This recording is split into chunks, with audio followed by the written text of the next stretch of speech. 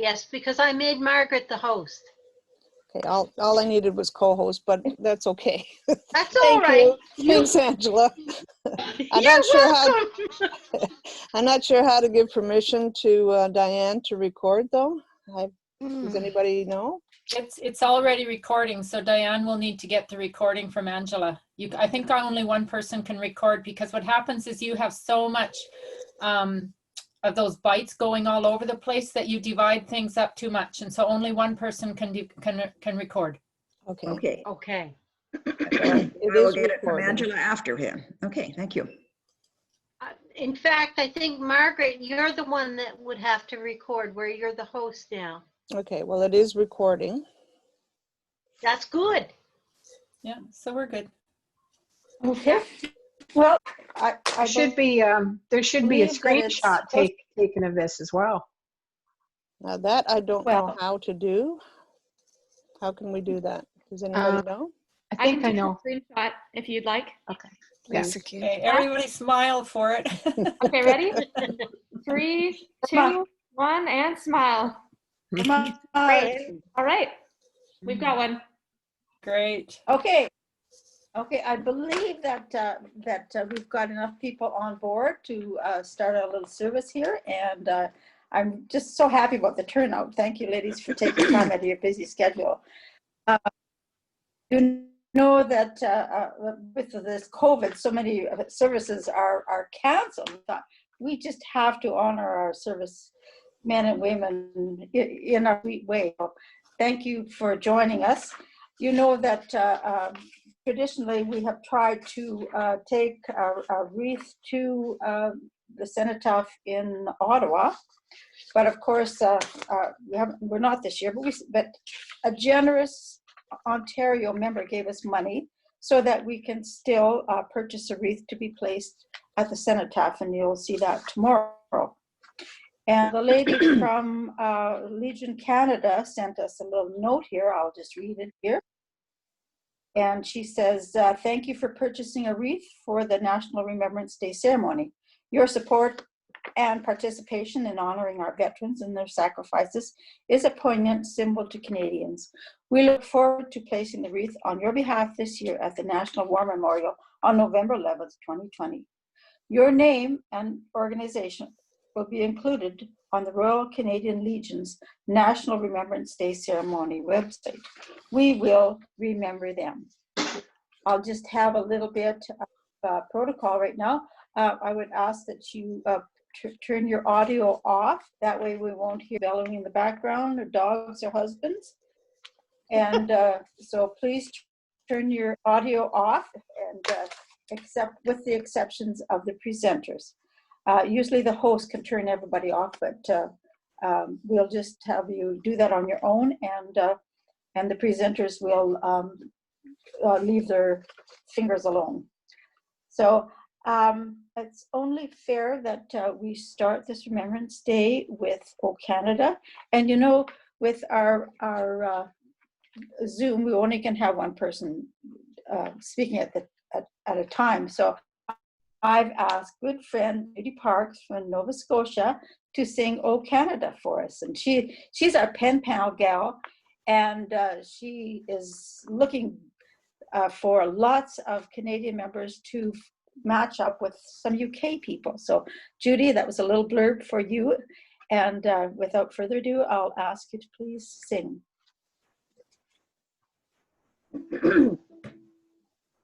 O Canada, our home and native land, through patriot love in all our sons command.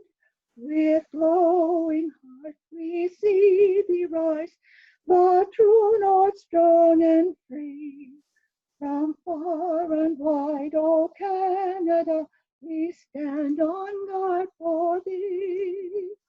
God keep our land glorious and free.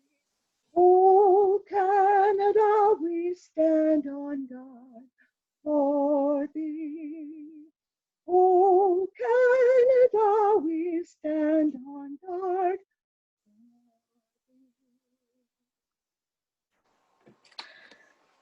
thank you, Judy, for being brave to do that.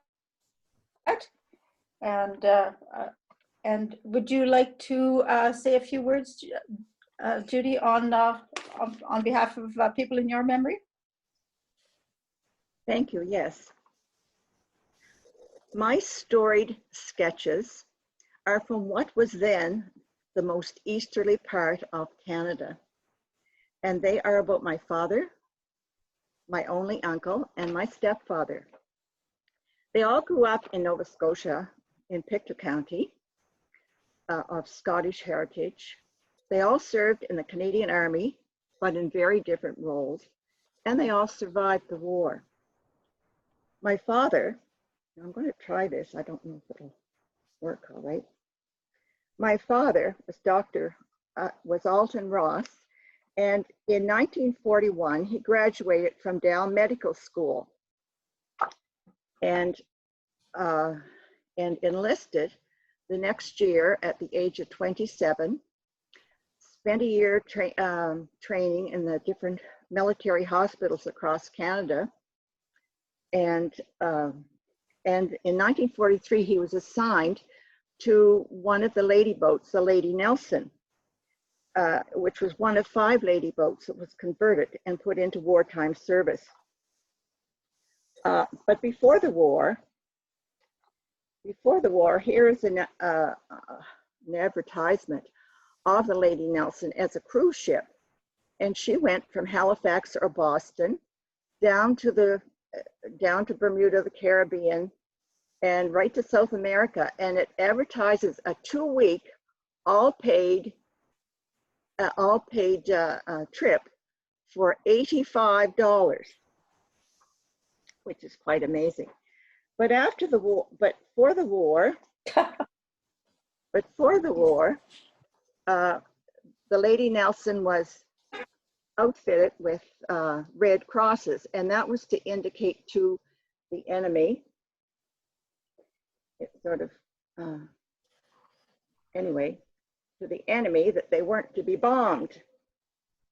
And the Lady Nelson was spared, but the other ones, the Germans torpedoed them.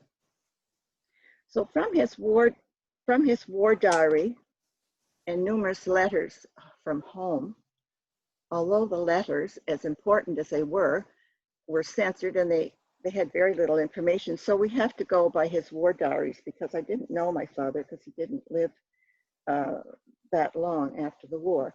And here's a copy of his war diary, and it's just full of interesting information about their life on board ship. Maybe this one's easier to see. There he is over there. Life on board ship. They had a lot of fun, which sounds funny to say, but they had an orchestra. He was quite musical. He played the piano and sang and played the saxophone. And it was stressed, many entries in the diary, how much music played a part in their life on board ship. Seasickness was often a problem, not for him, but seasickness was a problem. Especially one day they were trying to he was trying to perform an emergency appendectomy in the middle of a storm. It was really hard to keep his patient and his utensils on the tray. His situation was different, because, as well as with the other staff, because they had a chance to get home every few weeks, and have a time off and be recharged, and then go back overseas. And his diary tells that he went over 20 trips, which would be 40 times, and each trip was recorded. And they would leave Halifax, and it would take, with troops from all across Canada, they would load up the new troops and take 8 days to go across, deliver them in Southampton, and pick up the wounded. And they usually picked up about 500 wounded soldiers and to bring them back to Halifax. And on return to Halifax, there'd be a hospital train waiting for them to take the soldiers that were wounded right across the country.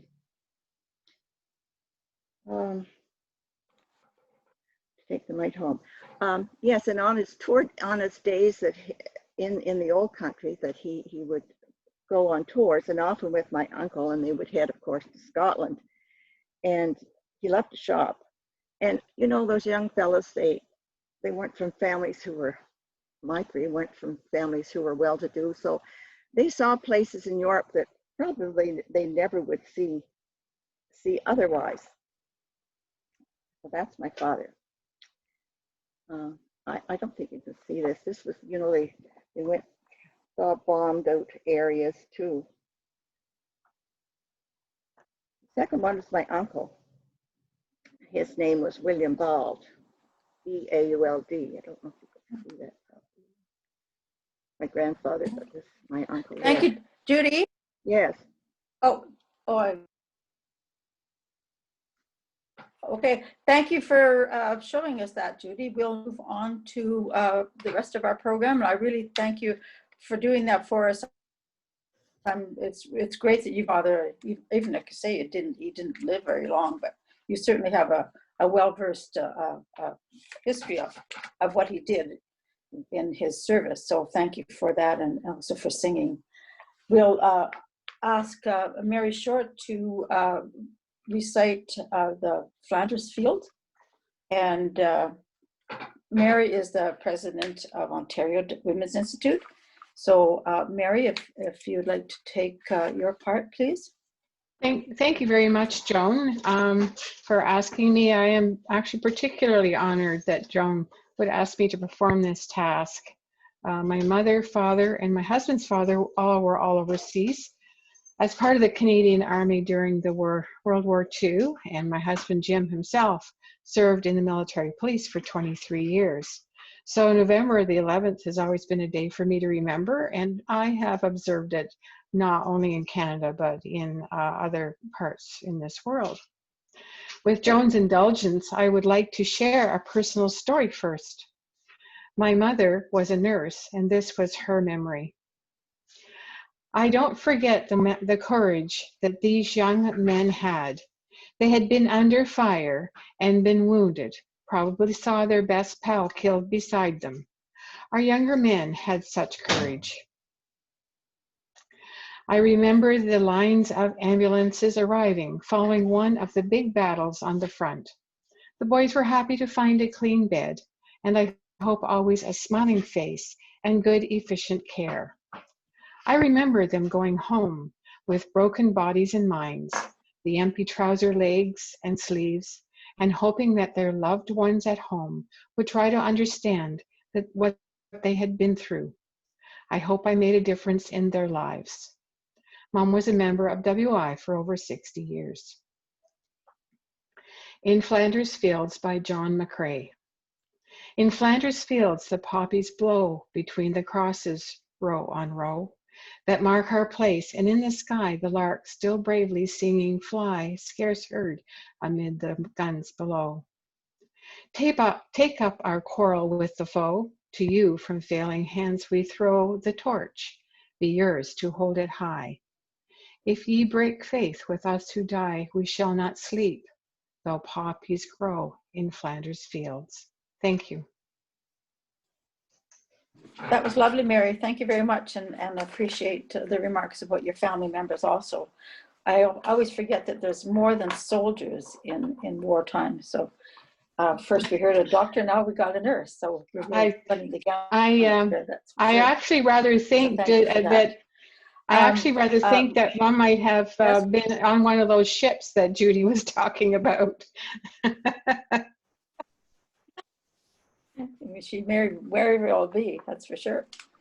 Our next presenter will be Brenda Duvald, and she's president of British Columbia Women's Institute, and she's got some remarks that she wants to share with us. Brenda, are you there? I'll have to look for your picture here soon, but you have the floor. And Brenda, go ahead. Okay, thank you. Thank you. The following is an excerpt I'm going to read, and it is from 100 years of BC.WI Women's Institute history. And I knew nothing about this until Jill called me this morning, so this whole little snippet of history is new to me too. In the 1920s, there was a move to combine Thanksgiving and Armistice Day into one public holiday. The position had its proponents and detractors.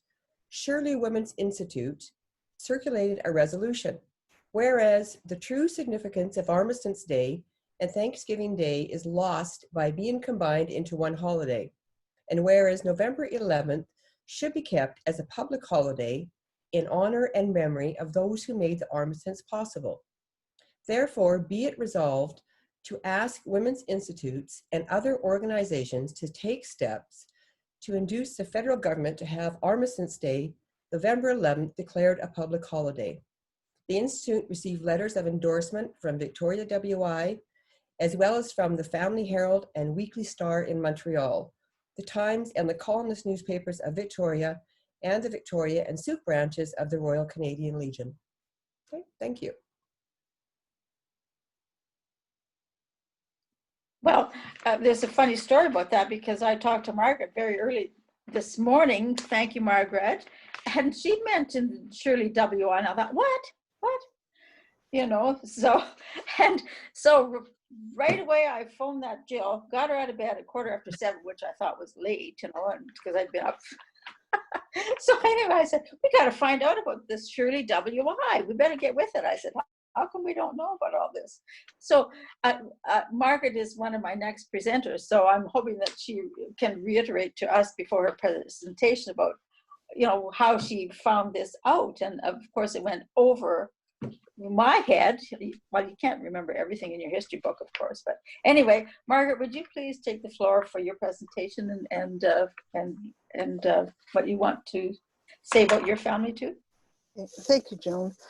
I'm going to share the screen because I do have a presentation. While that's loading up, I will tell you a little bit about my family. Let's see if I can get this to load up first. Share. Okay, so a little bit about my family history. As children, we were told an amazing story that I'd like to share with you. My grandfather was an Austrian soldier conscripted into the German army. One night, there was a train carrying Jewish prisoners destined for the concentration camps. It was stopped near a bridge in the mountains. My grandfather released the prisoners and allowed them to escape to safety. I'm not sure how many were in the boxcar or if there were more than one boxcar of prisoners, but I do know that he saved the lives of many people that night. My grandfather managed to get away that day, but shortly after he was captured and spent his remaining years in a Russian prison camp. The story does not end there, however. About 10 years ago, by chance, my niece's husband, Chris, then fiance, was hired to translate French for a documentary. He was interviewing a gentleman that told the story of how he had been on a train destined for a concentration camp when a German soldier set the prisoners free. He said that the man had saved his life. He did not know the man by name, but I would like to think that the unknown soldier was my grandfather. For sure. Oh, I'm going to see if I can get this to go, your screenshots. Let's see if I can get this to move. For some reason, I can't get this to share. Let me go into this. We'll have to do it this way, I think. So this is the wreath that we had from last year, and I'm assuming that we'll have the same one this year at the National Monument. The taps versus the last post. So well, simple bugle calls and only a few bars long. Taps is the U.S. Remembrance song, and the last post is the Canadian, are among the most recognized melodies in the world. The last post sounded as one of several calls marking the Soldiers' Day. The last post was I'm just going to move something here, sorry. The last post was intended, to signify that the camp's perimeters had been secured for the night. Similar to taps, it is now associated with death and remembrance. Gotta go back up one. Well, anyway, what is the last post and reveille? Reveille breaks the silence that follows the playing of the last post, symbolizing the awakening of the dead in the next and better world. The bugle call rouse should be played after the last post on all subsequent occasions or ceremonies during the day. So the rouse is the reveille. And so why is there 2 minutes of silence? It came to symbolize the end of the war and provide an opportunity to remember those who had died. In a letter published in London Evening News on May 8th, 1919, an Australian journalist, Edward George Honey, had proposed a respectful silence to remember those who had given their lives.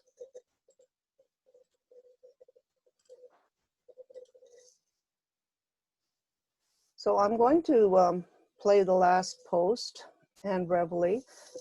Normally we would have a 2 minute silence. I am going to pause it in between for just a moment so that we can have a moment of silence, and tomorrow we'll have the 2 minutes in the national ceremony. So let's hope that this works.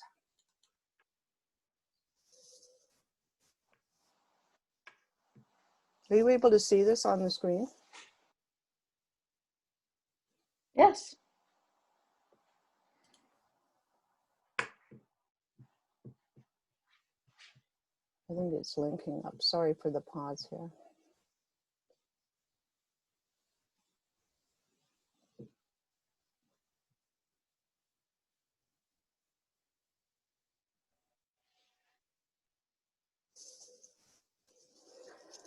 So there's a quote that I got off of the internet as well, and it's about the last post and reveille.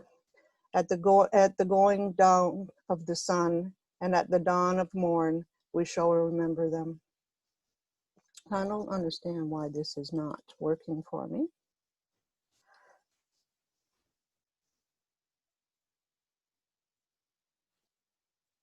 Now and then.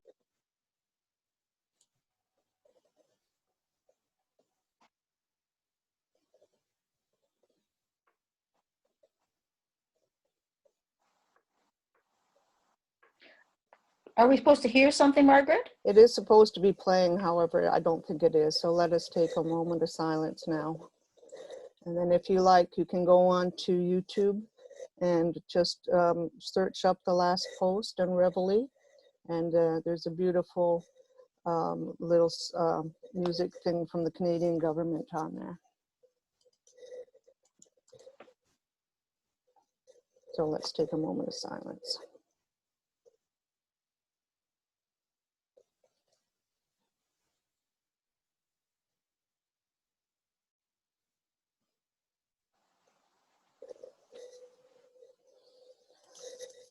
Okay.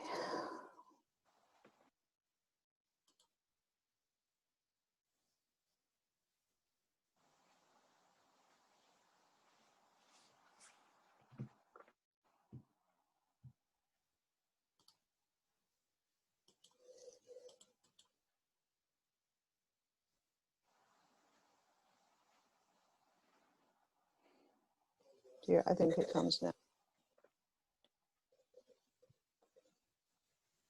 So Joan, I'm going to turn it back to you because it obviously isn't working. My apologies. It did work this morning. That's okay. We understand technical difficulties, and I was to have another presenter at this point in time, but she has internet problems and made the remark that she noticed Prime Minister Trudeau on his news had a little flash by on his podium about internet for better internet for Canadians. So yeah, I'm also welcoming Roy back into the chat there, Joan. Oh, hello there. Next, I will ask Jill Copes. She's provincial representative to British Columbia, And she's got a story and a poem, and I'll let her take the floor now, please. Jill? Good morning, ladies, or probably afternoon for most of you. This basically is about my father-in-law. He was in the First World War, and he was an avid leader of our area for creating the Legion in Cecil Lake, BC. It's just a small community, but we did used to have a Legion. We no longer have a Legion, but he was very instrumental in everything that happened there. And then both my parents, my mother was in the British Army and my father was in the Canadian Army. So as you can tell, my mother was a war bride. So behind me is a frame. This is where I've taken this poem that I'm going to read. It's from there. And there's a little note on it. It said, "Without endless hours of work and dedication, we may not have our Royal Canadian Legion at Cecil Lake." The scroll was presented to Caesar Copes at a Peace River Zone meeting at Dawson Creek in appreciation of the long years of service with the Legion. We will remember him. And the poem that was presented to him is by Kevin Kruger, and it was written in 1971. Standing stark against the sunset, while the patient poppies blow, steadfast rows of scarlet crosses, symbol of a nation's woe, white by day, but red at sunset, seem dipped in martyrs' blood, monuments to well-earned freedom, blossom formed from protest bud. 100,000 snow-white crosses, arms entreating, spread aloft, begging us to heed their warning, use our freedom, dearly bought. Yesterday, our fathers, loved ones, gave their lives to make us free. We must do our solemn duty, meaning keeping in victory. Not, of course, by waxing stronger, weaker nations to oppress. Rather, we use our valued talents, world freedom to progress. Peace presents the spice of freedom. Fighting nations nothing gain. Let us prove that martyred warriors gave their lives, but not in vain. We must not forget our heroes, well remembered those who died. Respect the meaning of their crosses, keep their memories sanctified. 100,000 still remembers, to a blessed nation's day. Our lives we spent to give you freedom. Honor them. Remembrance Day. Thank you, Jill. That gives a very good statement about, to end our formal part of this program. Did you have anything further to retail about your family or anything? No, that's any more? Okay. My parents Yeah, were very quiet about the war.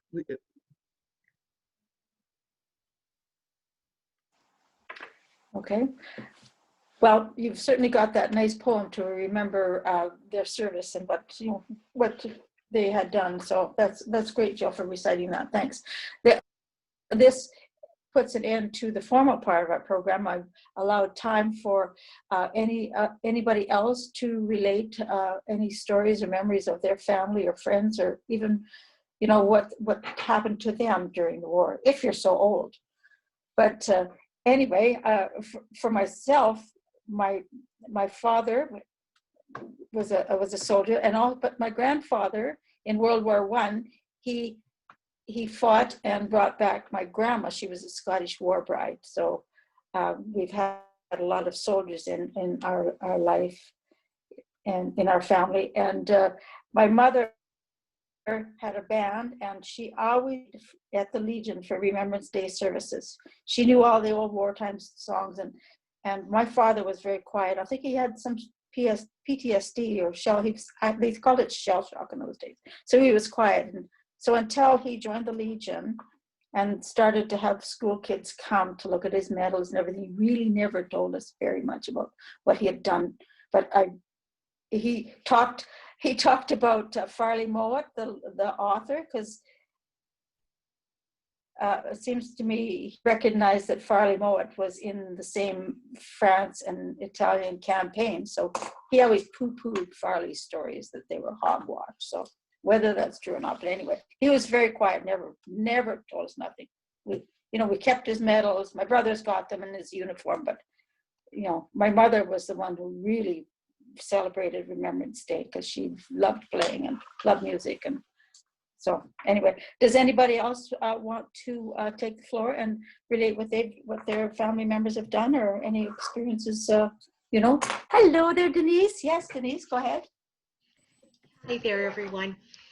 I found that as I was growing up in school, I didn't know much about the wartime, because my grandparents had come from Europe prior to the First World War. And because even though they were Ukrainian, some of them were from considered Austrian citizens, the guns were taken away during the war, different things like that, even though they were not part of the war. It was just because of their heritage. But I didn't know too much about the war, and I was part of the Sea Cadets because I played the bagpipes, and they needed another bagpipe player, and there was only 3 of us in town, in a small town. And as I was playing at the cenotaph every year, I noticed that there was an older lady from my church, which was the Ukrainian church, and she was crying, and I couldn't figure out why this lady was at the service and why she was crying. And then I just happened to glance sideways at the cenotaph, and there was the name Osachuk, and that was her son's name. And it never connected with me until that moment, that it did tie in and affect people all over the world, whether you were serving or whether you were a family supporting. And that even though my relatives had fled Europe, we were still connected back through Canada in other ways. And I found that to be very touching and very a moment, I guess it's called epiphany, for a teenager at age 13, I think, to suddenly realize that war affects everyone. And that's my story. Joan? Well, thank you for that. Is anybody else? Oh, there you go. Anne Manzik from Manitoba. Just want to say, and you were there in 2012, I had the opportunity to be in Ottawa on November 11th. We had an FWIC meeting at that point in time, and we had the opportunity to be at the cenotaph. And I had watched on television for years, likely almost every year when I wasn't at a service someplace in a community, watched the national broadcast of the ceremony there, and you could hear the cannon salute in the background. But when you are there in person, you get the cannon salute in the background, but it is nothing like the sound that you heard on CBC TV. It was just, I know I jumped the first shot that went off, and there was a fellow who happened to be standing beside us who had served at Shiloh in Manitoba, which is just a little over an hour away from me. And he was, every time I jumped, he sort of looked at me and he had this little smirk on his face, knowing that I wasn't used to it, but he maybe was in what he was doing when he had been in the military. And the other thing that will stay absolutely in my memory forever is putting the poppies on the tomb of the unknown soldier, and sort of skinning through the crowds to be able to get to the tomb to put your poppy there, and then trying to get back because everyone converged on that, the tomb of the unknown soldier. I'm not wearing my poppy, it's on my jacket, but this is one that I made out of the bottoms of pop bottles. I was on a Zoom call with ladies in Scotland, and this was one of the demonstrations that they did. So I just took it off my fridge so that I could bring it to show you. And that's me for today. Nice. Anybody else got remarks? Eileen Howells, my friend, are you there? Eileen, she's from Wales. I just was wondering whether she's got any stories to tell us. Eileen, are you there? Maybe she left. Okay. And anybody else want to tell a story? Oh, there's Michelin. I don't know you. Do I know you? Well, go ahead. Please tell us your name. Okay, my name is Michelin Dubois. I'm from the Quebec Women's Institute in the Eastern Townships.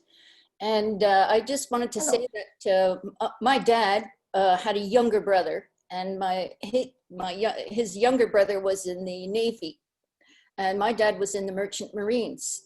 And we grew up thinking that was very bad because his younger brother's wife always, you know, said, well, your dad, he had no part in the war, but my husband, he was in the Navy.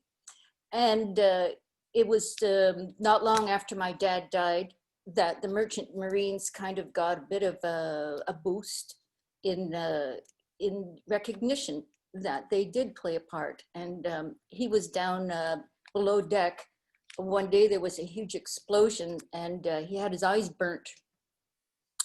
And so he had to recuperate, and he went home to his family in Weir, which is, let's say, in the Laurentians in Quebec.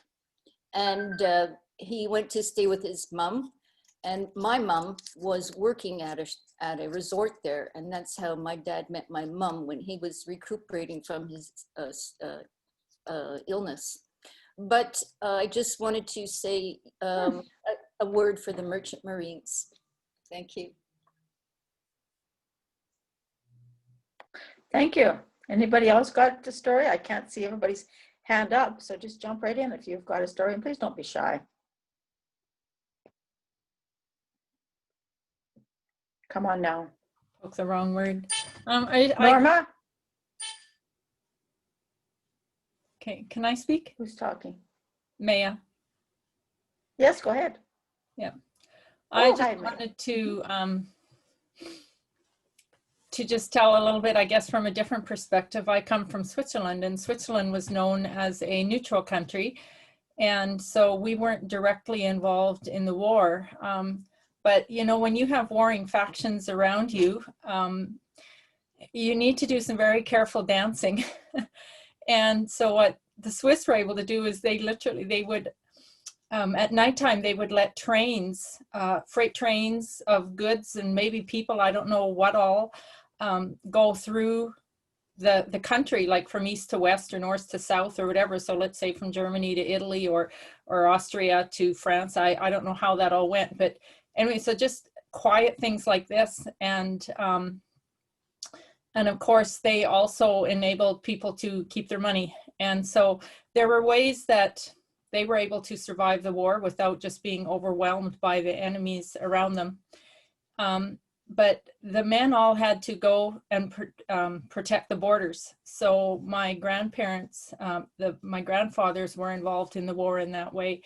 And my one grandfather in World War II, he had a threshing machine. And so he had, actually then in the fall, he wasn't at war. He was at home and he was threshing the fields of all his neighbors who were at war. And so very different experiences there, you know, but they experienced the rationing. They had the ration cards, and the government came around and they collected their share of the eggs and the milk and, you know, produce that the people grew.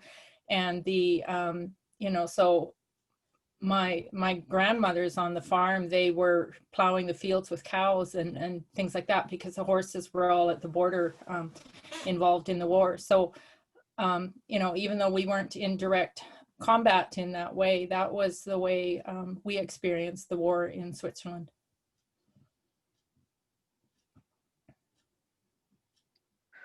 Thank you for that. You know, is there anybody else got a story to tell? These are all really great. Joan, I'm so glad we had this chance to do this. Joan, it's Jill. I was just wondering how many of the ladies sold poppies as a child, because that was one of the things that was really important to my father, was that we sell the poppy. So my neighbor and I used to walk up and down our street or road. We go 2 or 3, 4 miles walking, selling poppies door to door. And this year I'm disappointed. I haven't seen that many poppies available. Yeah, very sad, yeah. Hanya, I saw your hand up. Yeah, if I can just go through one Remembrance Day ceremony without crying, that and if you guys saw, I was dabbing my eyes, but I have to remember my grandfather, who was in the Polish army, and he ran a hospital at Monte Cassino. And when I was a little girl in England, before my parents came to Canada, he used to play a game with me. We'd make an army hospital out of cards, and we'd bring the wounded from the war. And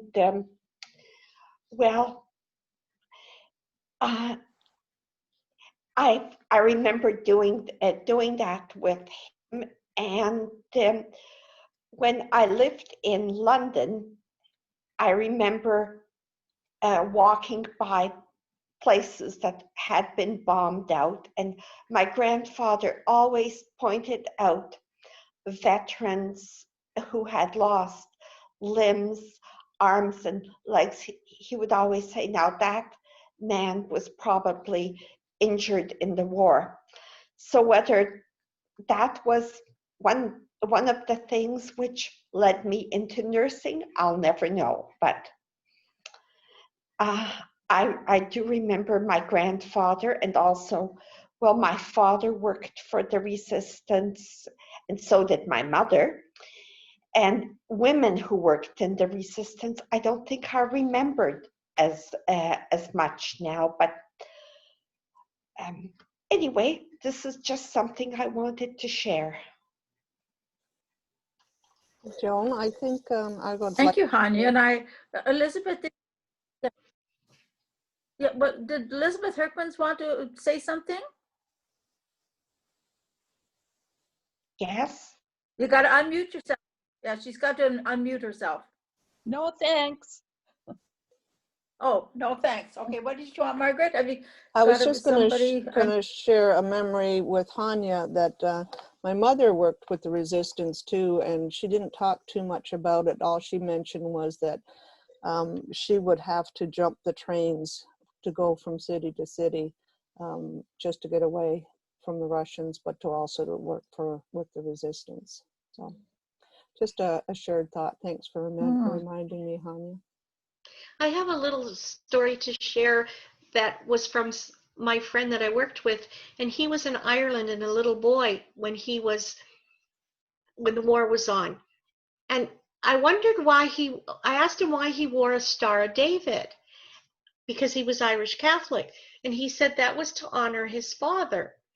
And he said, you know, we didn't talk much about religion and things, he said, other than Catholic. He said, but one time an uncle came to visit me, and he took me to church with him. And I came back from church, and I said, you know, the church was really different. They didn't have a cross up there, and it was a very plain building. And he said his mother just got furious and was so angry, and he didn't understand why. And then he said he was walking down the street, and one of the ladies said, oh, who are you? And he said, oh, I'm Jimmy Lewis. My parents have the store down the road. And she said, oh, you're one of the little Jewish boys. And he said, I'm not Jewish, I'm Catholic. So what had been happening is his father and mother had been trying to hide their nationality so they wouldn't have, they were trying to be secret and safe in that. And he talked about the rationing in the war and how as a little kid, he'd have to go into the lineups and stand there for hours. And it was like the kids would take turns. Someone would go for 2 hours, the next child would go until they could get their little, their rations. And he said that to this day, he cannot stomach jam. He said because the big treat every night before they went to bed was a glass of boiled water with a little teaspoon of jam in it, and they'd mix it up, and that was the treat for them, for the kids in the family, to have a bit of watered down jam. And he said he just, to this day, he can't stomach the taste of jam because it brings back the wartime memories for him. So Jimmy's passed on now, but I think that's a good story to share. Thank you, Denise. Angela, did you have your hand up to tell a story? I You gotta unmute yourself. I didn't exactly, but I do have one. Denise's story made me think of it. My only memories of Remembrance Day are really Women's Institute memories. And one time we had a session where all of the ladies shared stories. And one of them, her husband had been in the POW camps in Germany during the war. And she said her husband, Clifford was his name, he was happy with whatever she ever cooked for a meal, but he would never eat turnips because that's all they ever fed them in the concentration camps. So turnips were never on their menu. And that's all I've got to say. Oh dear, I can. Okay, thank you very much. You're welcome. Anybody else have a story? I'll take a couple before our time runs out. Anybody else got something? I can't see everybody's hand, but just jump in if you do have a story. Oh, Anya again. Don't forget to unmute yourself. Yeah. Now, I know one story about my mother. Now, I hear bits and pieces. Parents don't want to talk about wartime because I think things they saw, and my parents were in Poland, which was one of the worst places to experience war. But my mother, as a resistance fighter, she was caught by the Germans and she was going to be taken away. But this was in front of the pharmacy that was on Schindler's List. I think the name was Pankiewicz. Anyway, the pharmacist came out and said something in German, and my mother was released. So that's just one story of a brave woman.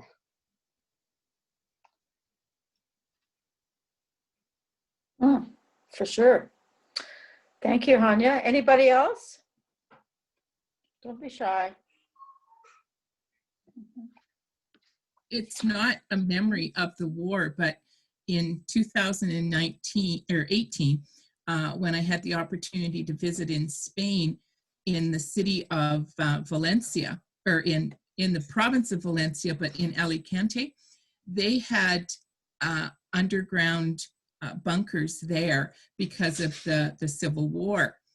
And so they have opened up some of them, and you can take tours of them.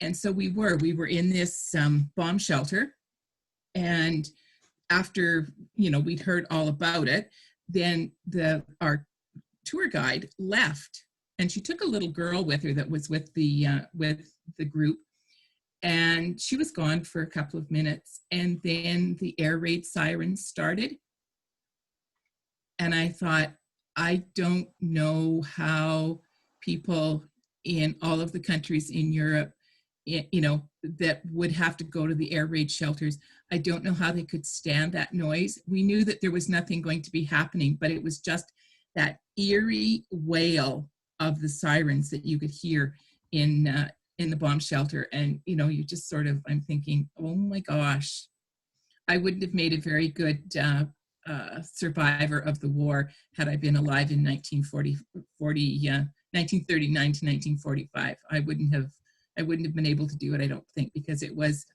so eerie in this day and age for me. Joan, there's a couple of chats here from Marianne Vogel, everyone, that she's just mentioning that all the grocery stores in our area have poppies for sale, and they are front and center. Lynn McLean also says that it is the same in Nova Scotia. Yeah. Yeah, so I'm pleased to see that they are still having them out. And remember in the past years, the distressing stories about how people would steal those boxes. Can you see how rude people are in stealing those muddy boxes off the counters? You know, terrible. Anyway, if there isn't any more remarks or stories, Tanya I'll has her just hand up. close this. Joan. Oh, Tanya, there you I talk too much, but that's okay. Now this is maybe a little bit of humor or something. One of my favorite movies is Mrs. Miniver. I think that is such a movie. I love that movie. However, when her husband comes back from Dunkirk, what does she do? She feeds him breakfast and then puts him to bed in a single bed, and he's wearing a house coat and pajamas. Now, how realistic is that? Ladies. Well, you never know. Yeah. Or that was the protocol about movies these days. Sorry. I think Norma would like to say a few words. Yes, please, Norma. Yes, from the time I was going to school, our school here is known as Heroes Memorial, and it was built in memory of the soldiers who lost their lives during the First World War. And every year, from the time I was in first grade till I graduated, on Remembrance Day, we all marched outside the school because the cenotaph was in front of the school, and we had memorial service and laid poppies and wreaths. And our WI tomorrow is Remembrance Day, and every year our WI have a ceremony at our cairn in Dunham, where Dunham was the birthplace of the Quebec Women's Institute. So tomorrow we will be having our usual service, and we have to do social distancing, but we're still having it. And we lay wreaths for the different branches in there who have lost members.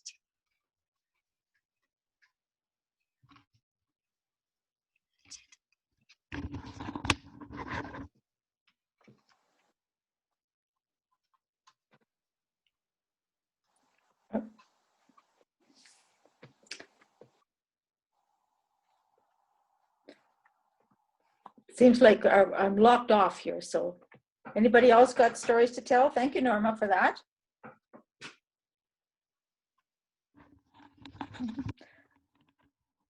Anybody else got one more?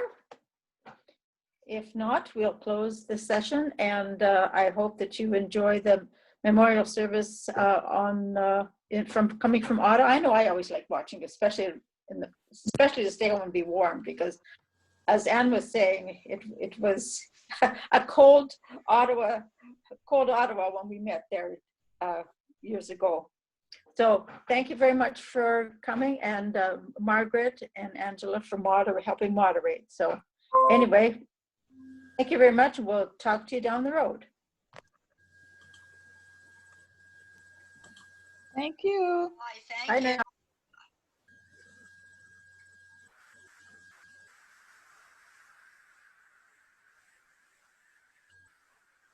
Love you, ladies.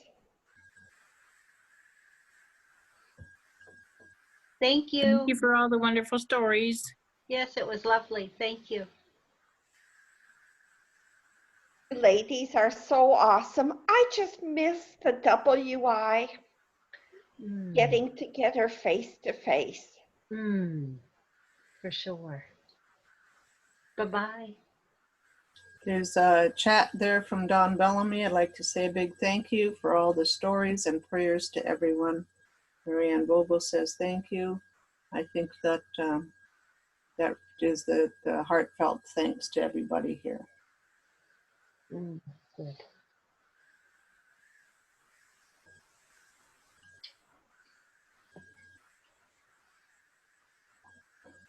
I'm going to log off here and stop end the recording, and thank you everyone for participating. Love you, ladies. Love you too. Nice to see you, hon. Nice to see you, Diane. Linda, we didn't see your face, but I'm glad that you were here. There you are. Did you have a few words you wanted to say, Linda? I'm going to take you off mute here.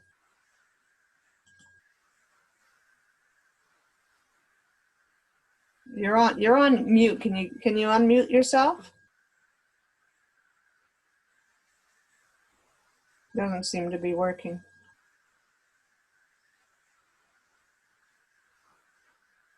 I'll try. There it is. There we go. There it is. There. Unmuted. Good to see you, Linda. How are you doing? Not bad, not bad. We were out spider riding, so I came in a little late. So. Well, good to see you. No, I think of an uncle and a great uncle that were in the wars. So that's what my uncle came back with only one leg. So that kind of, you know, we grew up that he had a wooden leg underneath his bed. So that was something that I, as a young child, you know, heard the stories about. So anyway, it was good.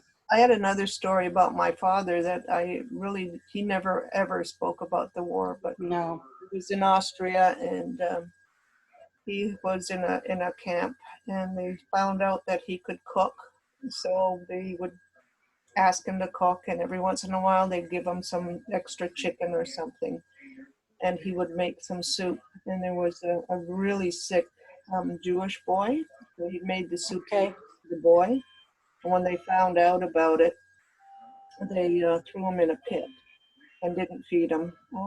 But the Jewish people that were walked past the pit every day would throw breadcrumbs into, or crusts of bread in for him. Otherwise, he wouldn't have lived, just because he saved, you know, helped to save the boy. No, this is it. They really didn't want to talk about it, which is understandable. Mm-hmm. Anyway. Diane, did you have something you wanted to say? You got to unmute yourself, hon. Oh, two people are waiting to come in, admit all. There we go. Pushed the wrong button. There's Diane. My father and his brothers, none of them went to the war. They were farmers, which my grandmother said was a necessary occupation then. And Mom and Dad got married, 1940, I guess they got married. And when they would have an argument, Mother would always throw it in Dad's face that he didn't go to war. So it was a little rough, I think, on some of the farm boys that stayed home, because they were sort of ostracized by the community for not going. That's right. Yeah. We have a few people waiting to come in, and I'm wondering if it's because of the time change. Yeah, the time thing. Yeah, probably. The ladies, our service, our presentation is actually over. So where are you from? Helen, where are you from? You got to unmute yourself.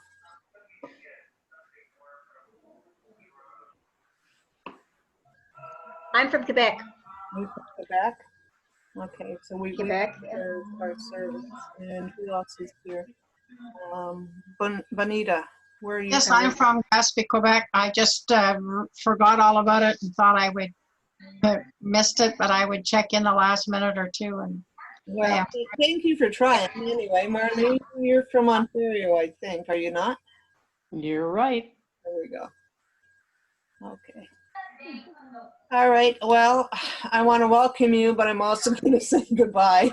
Okay. Everybody else has left, but next time we'll be on the ball. Next time we'll get in sooner. Yeah. Did you have any? So maybe what you can do, Margaret, is can you read the recording? Can you put it on later?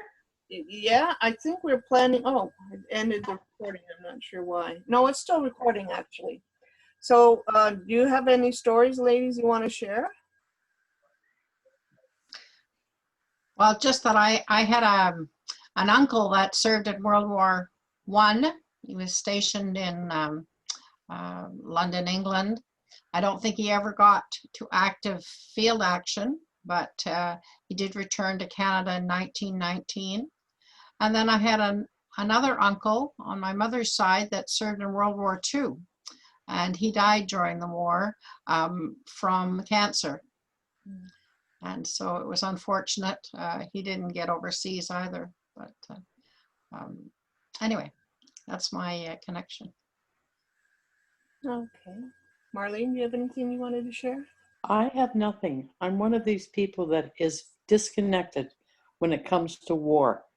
I have no uncles, or there was a neighbor that I guess did the at-home military training, but I didn't know of anybody that served. My dad came home from school because of war. He was at the University of Guelph, and I guess he must have thought he should come home. So no, war is not something that's in my vocabulary. All right. Well, thank you, everybody. This is not my Zoom thing. It is actually belongs to Angela. So I'm going to sign off and wish everybody a happy day, and thanks for joining us. Yes. Good to see you. Good to see Thanks. Thanks for everything you did. Bye.